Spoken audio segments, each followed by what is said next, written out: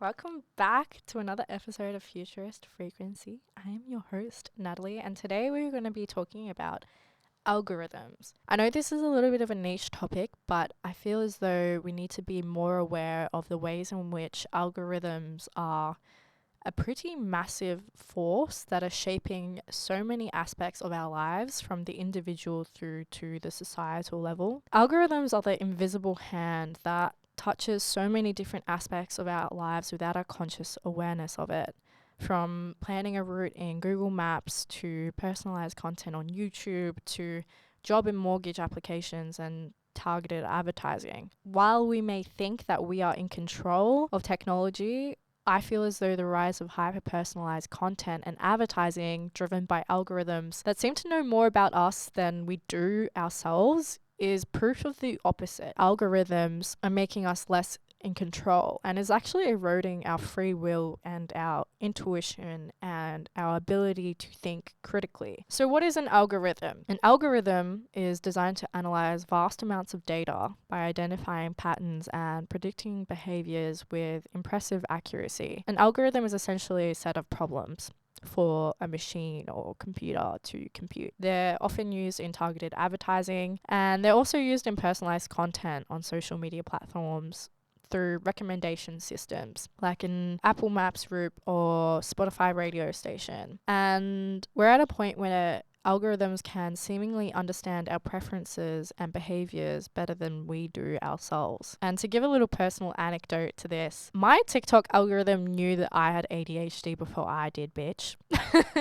And as it was a phenomenon that's like shared by countless others on the platform to the point where it's kind of become a meme. Algorithms can predict your sexuality from your facial appearance, whether you're pregnant, whether you'll attempt suicide, and even your mortality. I remember when I was studying marketing and business at university, and in digital marketing there was this famous case study of Target where they notoriously used an algorithm that detected that a girl in the US was pregnant even before her father knew in order to sell her baby product. Even Meta, as another example, they patented a machine learning algorithm that predicts when you'll die, amongst other major life changes, in order to sell more personalized advertising to third parties. The craziest thing is that all this information is inferred from seemingly meaningless and benign digital behavior, such as the time of day that you access a website, the type of content that you interact with, and the other devices on your home network. Like, you would be extremely surprised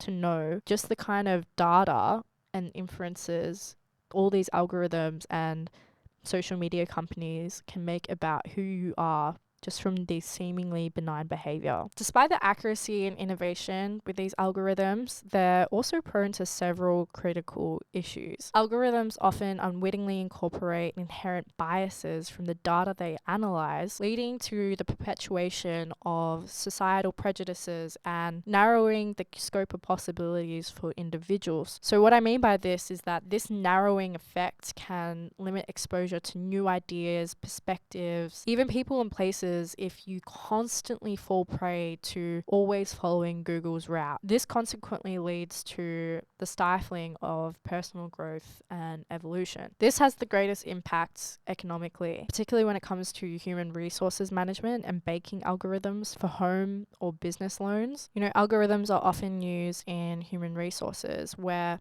an algorithm will read or scan your resume, and if your resume doesn't hit the required threshold of corresponding keywords to the job description, your application will be denied without a human eye ever glancing over it. As an example, Amazon implemented this machine learning algorithm that was designed to source talent. It was trained based off past data, and this data is from existing and previous employees and their kind of profiles and their education and their experiences. And what they found is that machine learning algorithm had a clear bias against female applicants because the algorithm was trained on the historical data at Amazon. Amazon ended up abandoning that algorithm because it was perpetuating the clear bias that already existed within the Amazon workforce. And in finance, we see a lot of banking algorithms. They analyze your financial transactions and they determine whether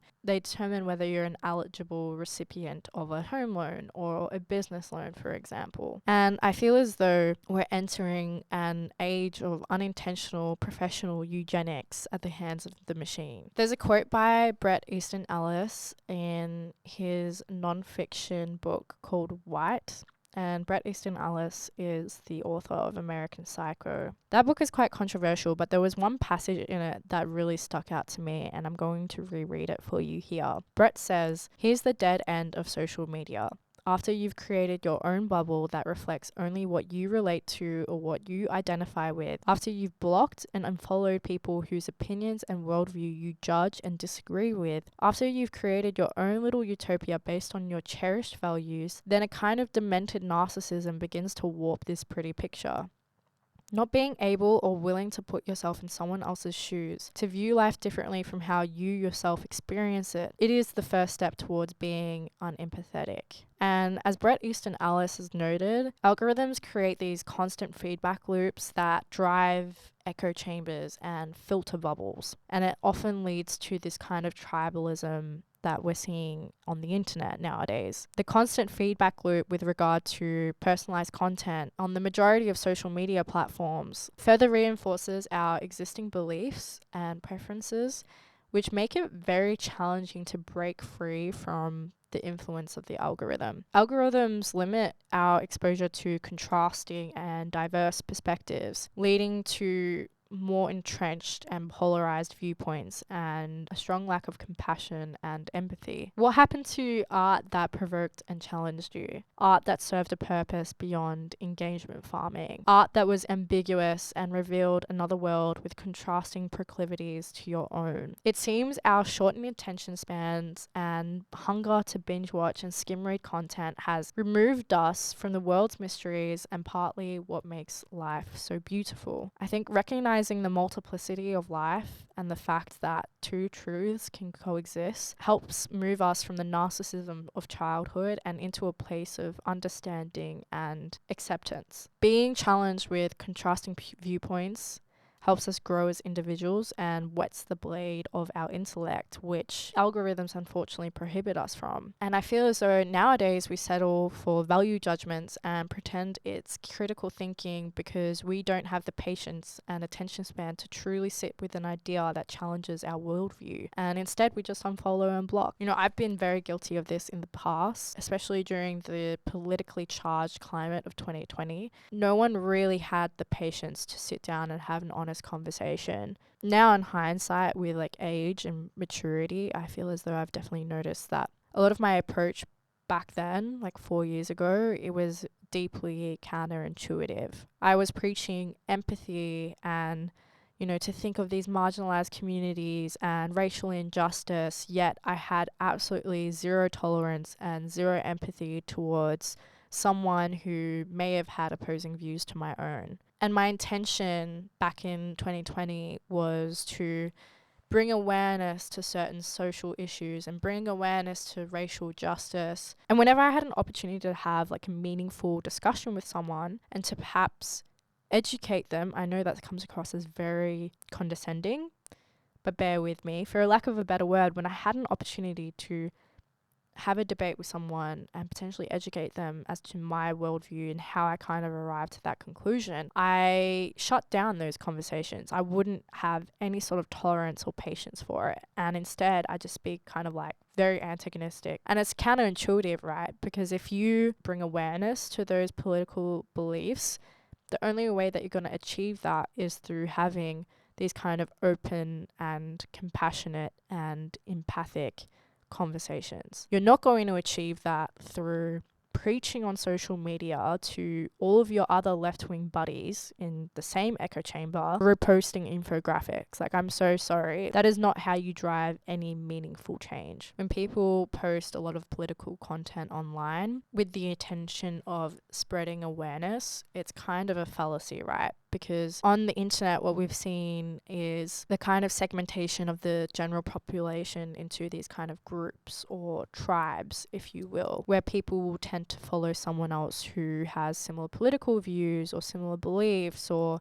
similar experiences to them. I just question and wonder that political posturing nowadays is merely to be seen as like virtue signaling. My problem with political posturing online is when that is the beginning and the end of people's political activism, and that they don't pursue any more meaningful activism offline in the shit that really matters, whether that's protesting or having kind of open and honest conversations with your friends and your family, or even being a kind of advocate in the workplace. Because that's where actual change happens. It doesn't happen when you're posting shit online, giving more data to algorithms so you can be better targeted by advertisers. There's also a quote from Baudrillard in The Transparency of Evil, which was published in 1990, that I also want to read aloud for you. And Baudrillard says, "Surely the extraordinary success of artificial intelligence is attributable to the fact that it frees us from real intelligence, that by hypertrophying thought as an operational process, it frees us from thought's ambiguity and from the insoluble puzzle of its relationship to the world. What a relief! You are no longer either subject or object, no longer free or alienated, and no longer one or the other. You are the same and enraptured by the commutations of that sameness. We have left the hell of other people for the ecstasy of the same, the purgatory of otherness for the artificial paradises of identity. Some might call this an even worse servitude, but telecomputer man, having no will of his own, knows nothing of serfdom. Alienation of man by man is a thing of the past. Now man is plunged into homeostasis by machines." I love this quote for several reasons. I think it touches on the fact that artificial intelligence and algorithms is often eroding our own free will. It is touching on the fact that it's also eroding critical thinking. You know, living in an age, the information superhighway, where people are just constantly bombarded with information and we're constantly stimulated all the time, means that people don't take the time to be bored and to truly sit and process ideas and interrogate ideas and discern what elements of that is compatible with their worldview. Instead, nowadays, a lot of people's worldviews are kind of prescribed to them by the algorithm and what kind of communities they frequent online. Another reason why I also love this quote is that it kind of touches on the fact that algorithms are driving a lot of homogeneousness in our culture and in our society. And because algorithms are designed to push content that will have the mass amount of appeal, it's just kind of leading to this uniformity that we see nowadays. And I think the lack of diversity in terms of subcultures, right? You can see it particularly in music. A few decades past, like curating your own taste of music, that was seen as like quite a difficult thing to do, right? You'd have to dig through records at the record store, you'd have to listen to them. There wasn't the convenience of Spotify. There wasn't the convenience of Spotify's recommendation systems where if you like a certain song, then it will suggest other songs that other people similar to your tastes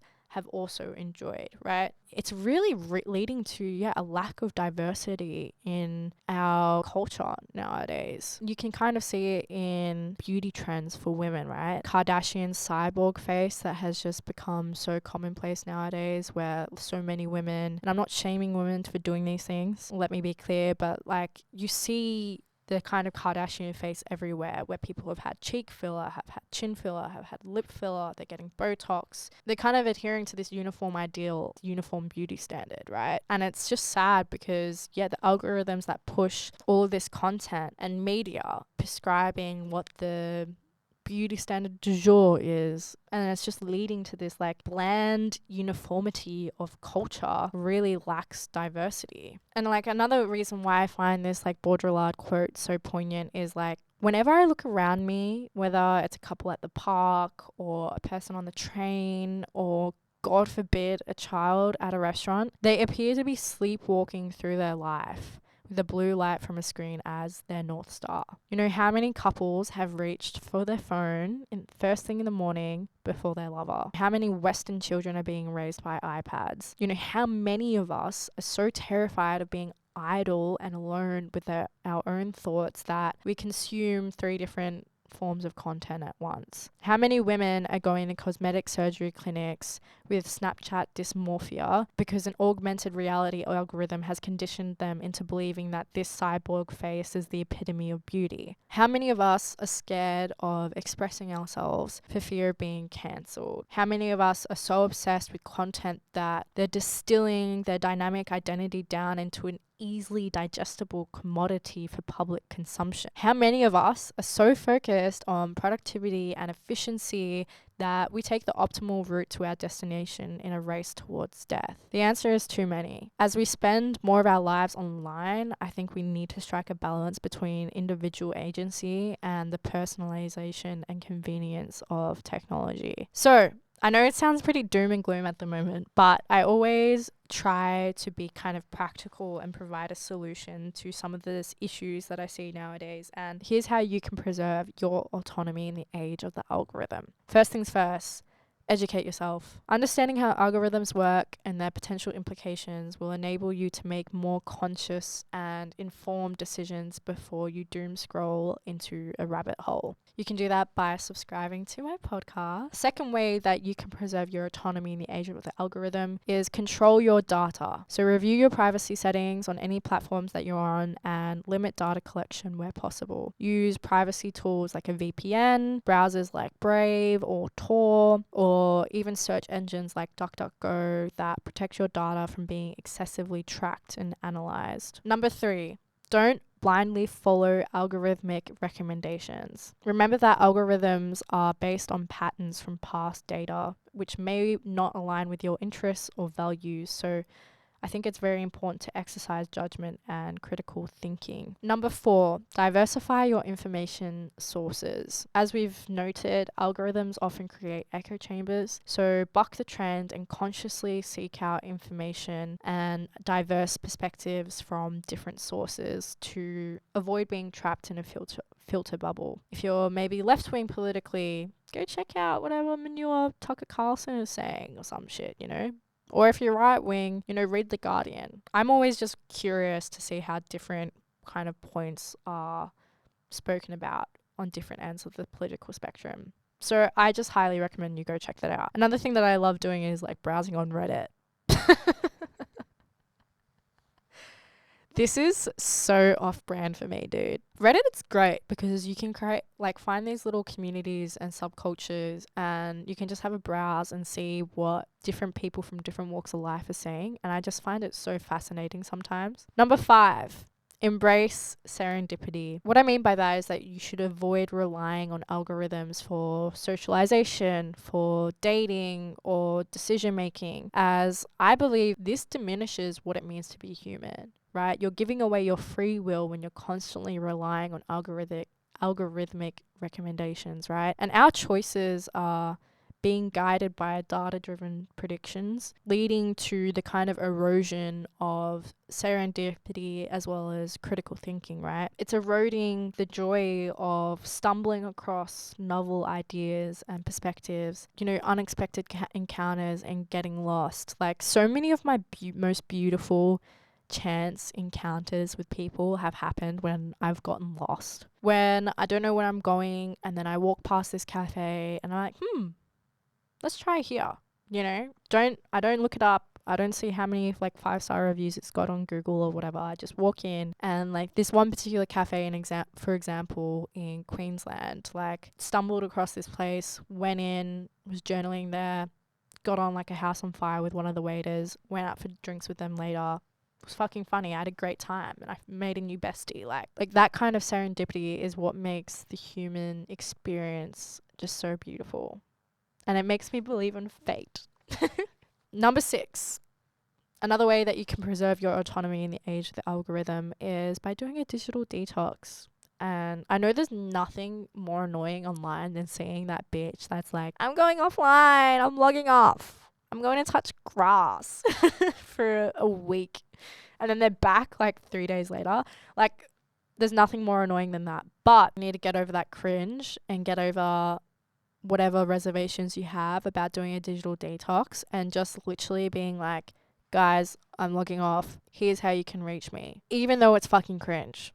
Who gives a fuck?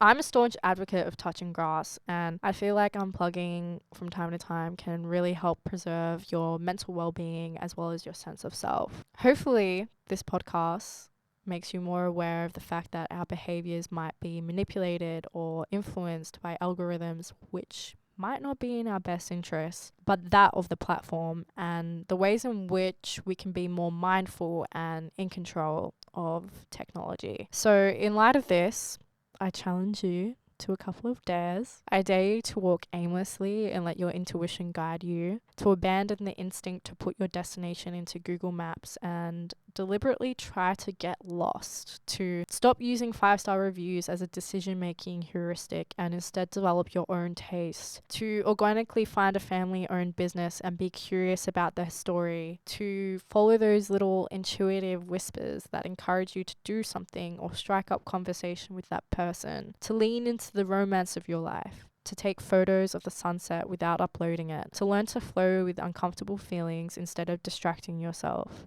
to radically love yourself in your flawed entirety, to pause and sit with an idea and let it marinate a little. We have only one life. Let's keep a little of the magic away from machines.